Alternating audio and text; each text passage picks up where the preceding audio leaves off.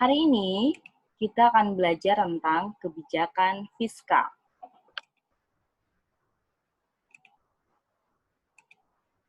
Tujuan pembelajaran kita untuk pembahasan materi ini adalah yang pertama, menjelaskan macam-macam dari kebijakan fiskal yang berlaku di Indonesia. Apa saja kebijakan fiskal yang berlaku di Indonesia? Nanti kita akan bahas semuanya di sini. Kemudian yang kedua, kita akan belajar menghitung pajak. Untuk video tutorial kali ini, kita akan membahas bagaimana caranya menghitung pajak bumi dan bangunan.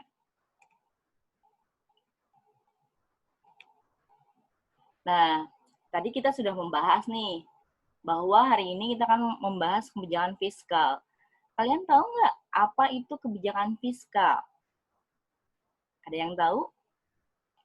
Nah, kebijakan fiskal ini adalah kebijakan yang berkaitan dengan penerimaan dan pengeluaran negara.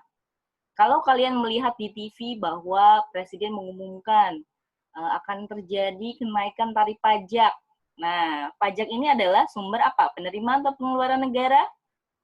Ya, penerimaan negara. Berarti kalian sedang melihat bahwa Presiden sedang mengumumkan kebijakan fiskal pemerintahnya. Begitu. Kemudian kalau kalian melihat misalkan Presiden mengumumkan akan dicabut subsidi BBM, berarti itu berkaitan nggak dengan kebijakan fiskal? Ya, berkaitan, karena itu berkaitan dengan pengeluaran negara. Ketika dipotong subsidi BBM, maka pengeluaran negara akan bertambah atau berkurang? Ya, berkurang. Ya, kita lihat secara detail isi dari kebijakan fiskal. Nah, kebijakan fiskal ini berkaitan dengan penerimaannya ya, yaitu penentuan tarif pajak, di mana setiap berapa tahun sekali itu dirubah tarif pajaknya, menyesuaikan dengan kondisi. Kemudian, kebijakan anggaran yang dilakukan oleh pemerintah. Apakah saat itu kebijakannya adalah surplus, defisit, atau seimbang, atau berimbang? Apa sih, Bu? Kebijakan surplus, defisit, dan berimbang? Kita lihat.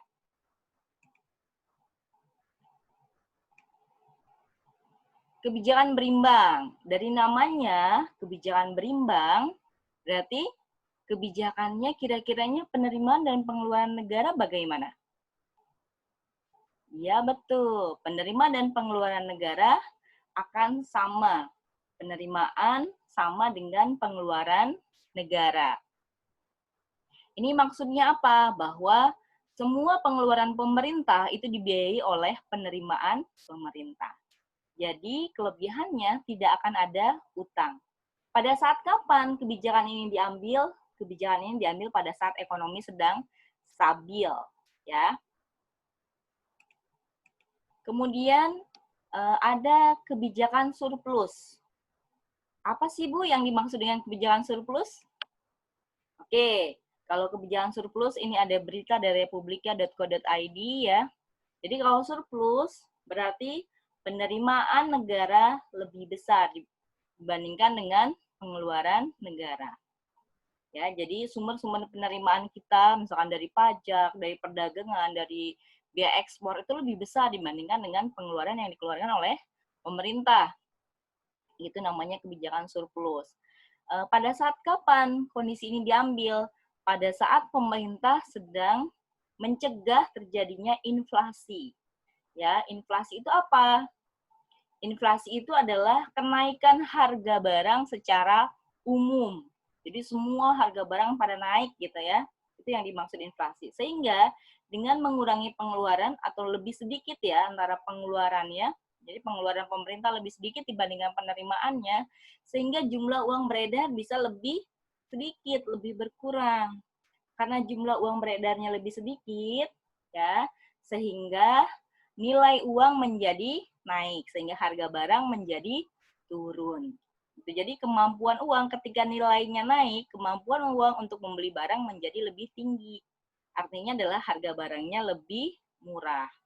Jadi kebijakan surplus ini adalah kebijakan yang dilakukan oleh pemerintah untuk menghadapi inflasi. Nah, suatu saat mungkin ketika kalian menjadi pejabat, kebijakan ini bisa kalian pakai, ya. Pada saat terjadi inflasi, maka yang dilakukan oleh pemerintah adalah melakukan kebijakan surplus. Bagaimana caranya pemerintah mencari sumber penerimaan negara selain hutang ya, lebih besar ya, di mana penerimaannya harus lebih besar dibandingkan pengeluarannya. Kemudian ada yang disebut dengan kebijakan defisit. Apa itu kebijakan defisit? Kalau tadi kalian sudah belajar berimbang dan surplus, maka Ibu yakin kalian bisa menjawabnya. Apa coba?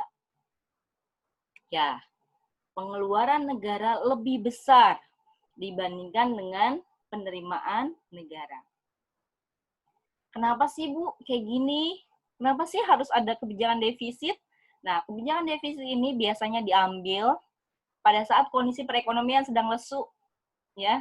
Jadi sedang turun, ya, sedang resesi ekonomi, banyak pabrik-pabrik gulung tikar sehingga pemerintah banyak mengeluarkan dana untuk membantu kegiatan ekonomi produktif dan juga kegiatan ekonomi konsumtif.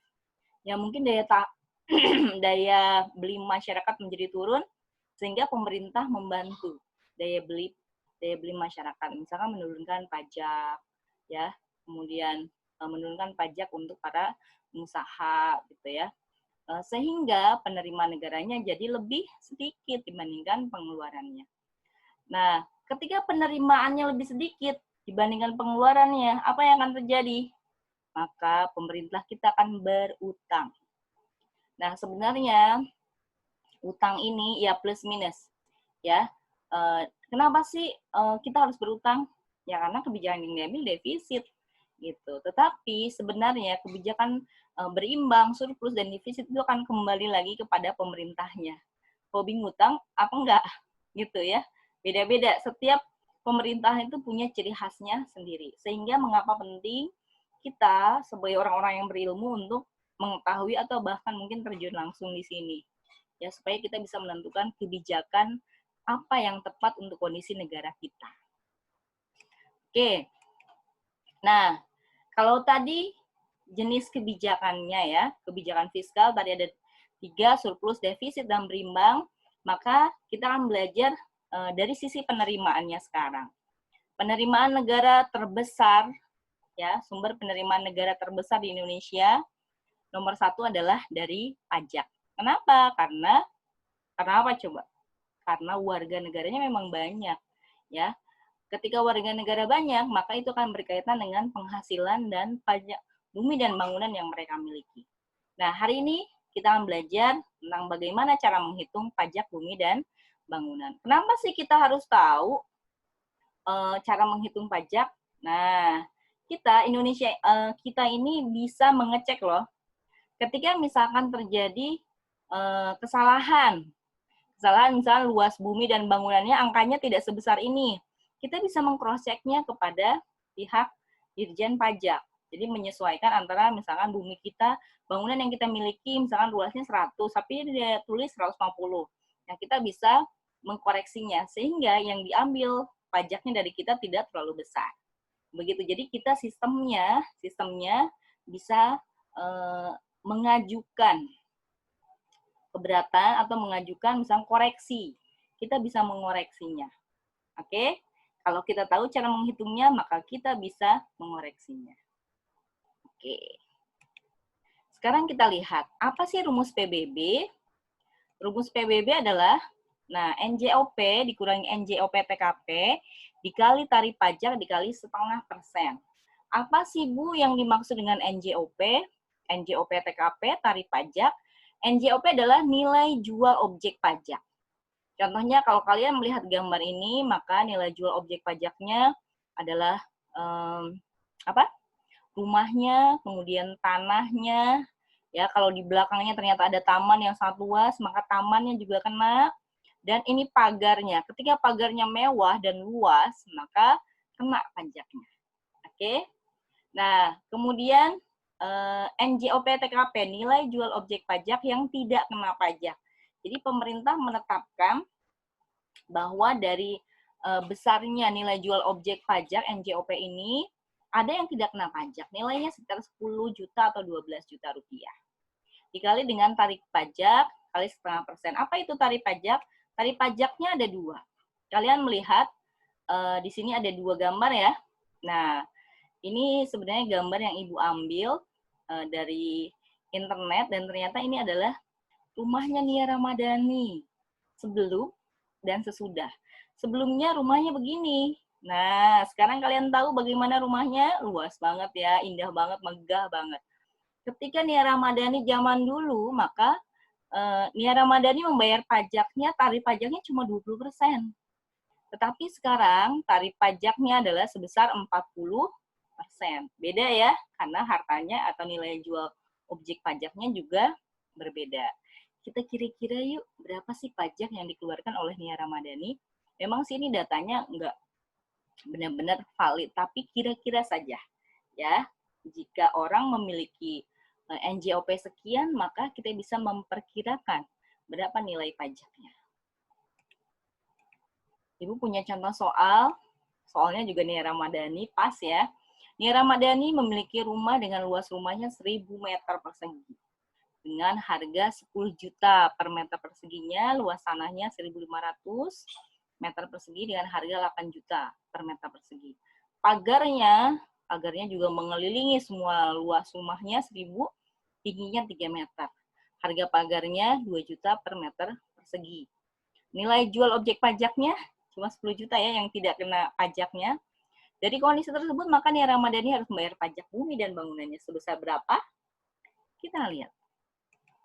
Nah, pertama kita tentukan dulu nilai jual objek pajak. Caranya adalah luasnya ya dikalikan dengan harga per meter persegi. Kita lihat, apa sih yang dimiliki oleh Nia Ramadhani?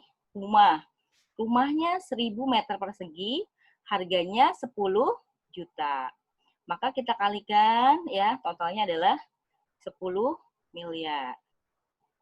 Kemudian tanahnya 1.500 dikali 8 juta sama dengan 12 miliar. Dan pagar. Pagar ini masih berbentuk panjang dan tinggi, sehingga kita harus mencari luasnya terlebih dahulu. Luasnya adalah panjangnya dikali tingginya, berarti 1.000 dikali 3 dikali 2 juta. Maka kita akan dapat harganya adalah 6 miliar. Maaf ya, 6 miliar. Oke, berarti totalnya adalah nilai jual objek pajaknya 28 miliar. Luar biasa ya. Oke, dikurangi NJOP TKP-nya 10 juta rupiah. Nah, sehingga NJOP KP ini adalah nilai jual objek pajak yang kena pajak. Oke, yang kena pajak. Yang angkanya, nah, tadi kita lihat bahwa ketika nilainya lebih dari 1 miliar, maka pengalinya adalah 40%. Oke. Nah, ini ada cara mudahnya. Kalau di sininya 40%, maka setengah kali 40 ini adalah 20 dibagi per 100 kali per 100. Jadi per 10.000. Nah, ini bisa dicoret-coret. Sehingga jadi 2 per 1.000.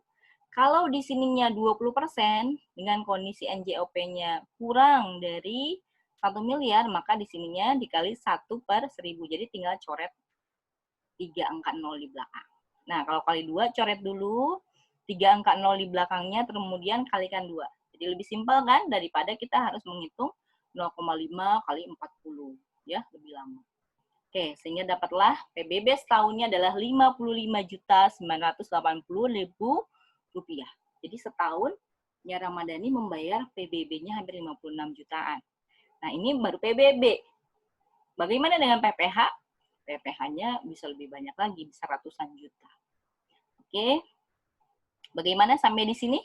Bisa ya? Oke.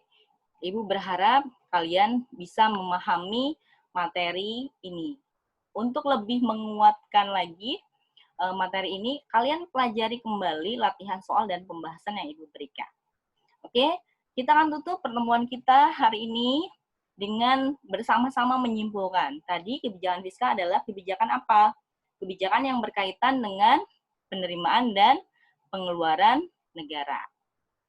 Dan kebijakan fiskal ini terdiri dari 2, yaitu kebijakan tentang tarif pajak dan kebijakan yang diambil oleh pemerintah, yaitu ada 3.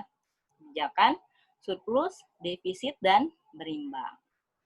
Kemudian dari tarif pajak ini kita belajar menghitung PBB ya, menghitung PBB. Caranya adalah tarif pajak dikali dengan 0,5% dikali NJOP dikurangi NJOP TKP.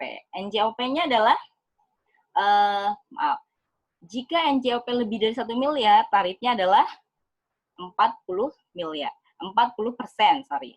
Kemudian, kalau NJOP-nya kurang dari 1 miliar, maka tarifnya adalah 20%. Cara mudahnya untuk NJOP yang lebih dari 1 miliar, 40% dikali 0,5% ini adalah 2/1000. Kalau yang NJOP kurang dari 1 miliar, berarti cara mudahnya dikali dengan 1/1000. Oke, itu saja pertemuan kita hari ini. Semoga kalian paham. Ya, kita tutup pertemuan kita dengan membaca hamdalah dan doa kafaratul majelis. Alhamdulillahirrahmanirrahim. Subhanaka Allahumma wa bihamdika asyhadu an la ilaha illa anta astaghfiruka wa atubu ilaik. Oke, terima kasih atas segala perhatiannya. Assalamualaikum warahmatullahi wabarakatuh.